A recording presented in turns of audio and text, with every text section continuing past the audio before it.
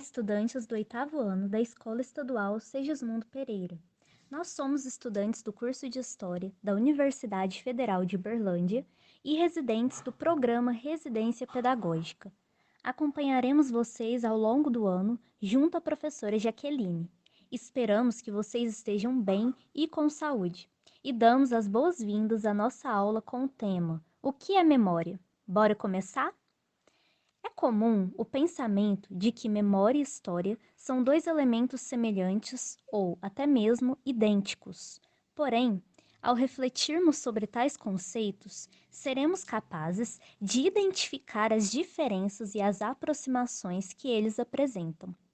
Como vocês devem saber, a história consiste em uma das ciências humanas que trabalha essencialmente com noções de tempo, sujeitos sociais, que são todas as pessoas inseridas na sociedade, e processo histórico. Para saber mais sobre esse conceito, é só dar uma olhadinha no Instagram, @historiar.ufo. É famosa a frase que diz: a história serve para nos ensinar a não repetir os erros do passado. De fato, é um ponto importante, mas é relevante que ultrapassemos apenas tal compreensão e busquemos localizar o papel da história para além da dualidade passado e presente. Para tanto, a categoria de tempo faz-se central. Passado, presente e futuro não podem ser definidos e entendidos no sentido de uma linha do tempo, como muitas vezes nos deparamos por aí.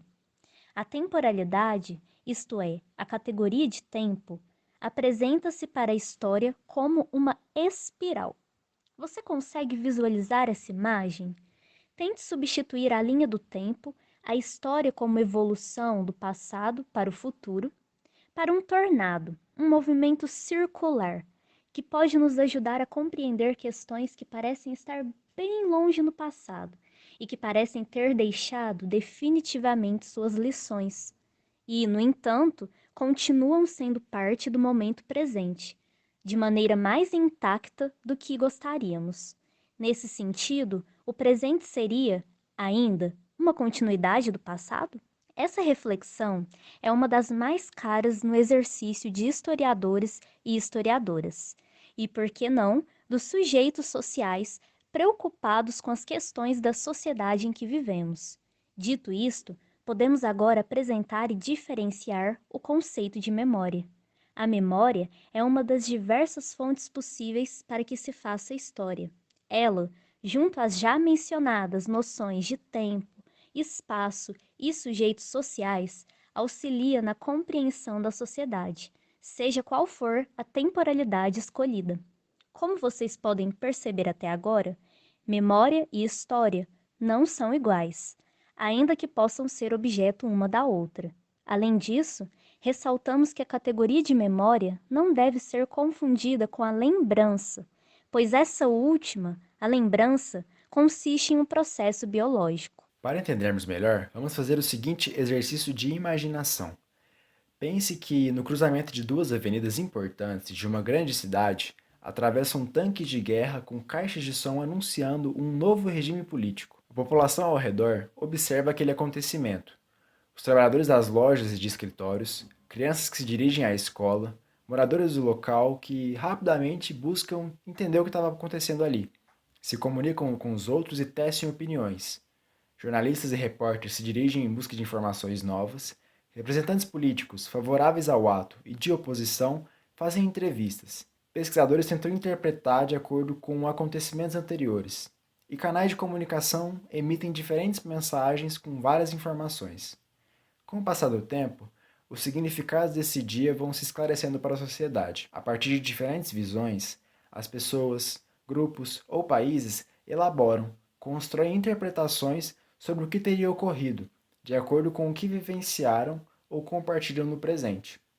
E isso fica registrado de diferentes maneiras. A historiadora ou historiador, assim, ao buscar entender e explicar aquele evento, pode se utilizar dessas memórias, ou seja, lidar com essas várias vozes, com conteúdos e registros de maneiras distintas, a fim de acessar e investigar parte daquele passado que está sendo narrado ali, pois elas podem conter informações bastante valiosas para o estudo da história. A forma como essa memória é construída, ou seja, a maneira como ela surge, de que jeito ela é levada adiante ao longo do tempo, se ela é transmitida, se é transformada ou mantida, são elementos que o historiador precisa entender, compreender por quais motivos isso ocorre e permanece ou não nas relações em sociedade. Dessa forma, é possível pensar sobre quais os lugares que elas vieram, de quais grupos da sociedade estão envolvidos e o peso, a importância que essa memória pode ter para ajudar a explicar o que foi determinado acontecimento ou processo histórico. A reflexão e o levantamento de perguntas e problemas a serem abordados a partir da pesquisa podem confirmar ou desmontar determinados mitos e memórias. Podem também colher e conhecer perspectivas novas sobre a experiência das diversas pessoas que participam e vivenciam a história, devendo cumprir sempre o papel de promover o debate e análises bem consolidadas para avançar no conhecimento.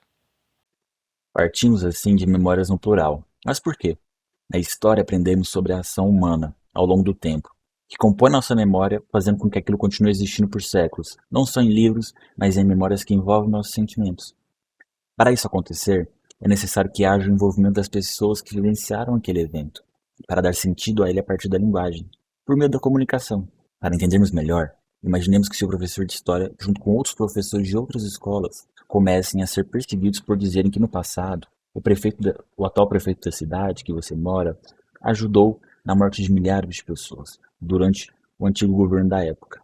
Os professores trazem evidências desse envolvimento, de diversas pessoas que ajudaram o prefeito nessas mortes, apontando os atos realizados, trazendo fatos, reportagens da época e provas. Logo após essas denúncias, os políticos do atual governo procuram desacreditar e criticar o que foi dito, dizendo que esse papo dividiria a cidade, causaria caos e é injusto com as pessoas boas que ali estão sendo acusadas.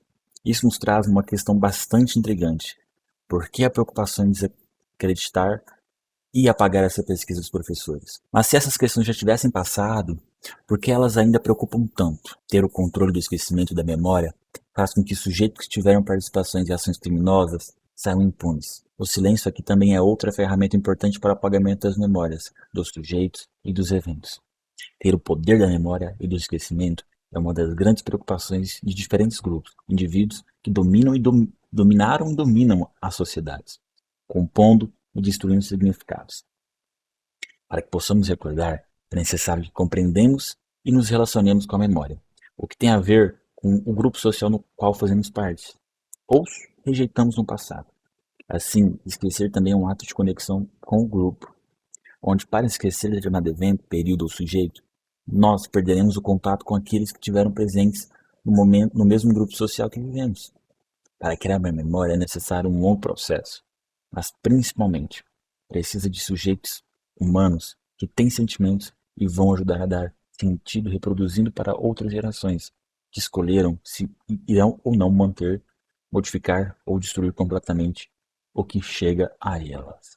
Portanto, a relação que construímos com determinadas memórias depende de uma prática ativa, e não apenas de uma aceitação, na qual os sujeitos assumem certas memórias para si sem que elas se relacionem com seu presente, inquietações e projetos de mundo. É importante destacar, então, que todos nós produzimos e escolhemos memórias de acordo com nossas crenças, posicionamentos e experiências. Mas isso não diminui as chances de grupos sociais interferirem nas memórias para garantir uma realidade que permaneça ou se modifique. Isso inclui a história oficial, as escolas, igrejas, meios de comunicação e até a família. Essas interferências são constituídas através de ideias e tradições maiores, talvez mais antigas, ou de certos governos, regimes e sistemas mais complexos. Da mesma forma, a existência de múltiplas memórias não muda que algum evento ocorreu de determinada maneira. Ou seja, não é porque existem vários entendimentos sobre um acontecimento que não há uma verdade histórica, que nós podemos buscar inclusive a partir dessas muitas memórias. Isso escancara disputas existentes, porque, à medida que confirmamos que algum evento aconteceu de uma maneira específica e isso passa a ser um acordo comum, estamos nos orientando para o presente e para o futuro, construindo a sociedade que buscamos com base naquilo que passou. O fato de nós termos uma relação direta com as memórias coloca também a possibilidade de contrariarmos as memórias dominantes, conforme o que desejamos para a nossa cidade, país ou para o mundo. Um exemplo é a luta pela mudança do nome da Praça Tubal Vilela para Ismene Mendes aqui em Uberlândia. Parte da luta das mulheres que não aceitam a boa reputação dada a Tubal Vilela, que assassinou sua esposa grávida, e buscam substituí-la pela de uma feminista que lutou contra a ditadura militar. A aceitação ou negação de maneiras de olhar para o passado, assim como o desenvolvimento de novos modos de pensar sobre os acontecimentos, nos mostra como nós também fazemos história. Além disso, permite que percebamos como alguns grupos sociais, compartilhando certas memórias, constituem suas identidades das mais diversas formas. Compreender nossa relação ativa com a memória possibilita que tratemos de outros temas, como futebol, história das mulheres, patrimônios históricos e a própria pandemia do coronavírus, por que não? Vamos refletir ao longo desse ano como as memórias são elaboradas, confirmadas, negadas e colocadas em luta no nosso dia a dia. E vocês todos, estudantes do 8º ano da Segismundo, participam desse processo. Tem algum tema que você gostaria de pensar a partir desse conceito? Manda uma mensagem pra gente. Qualquer dúvida também estamos à disposição no e-mail rp.segismundo2020.ufo@gmail.com.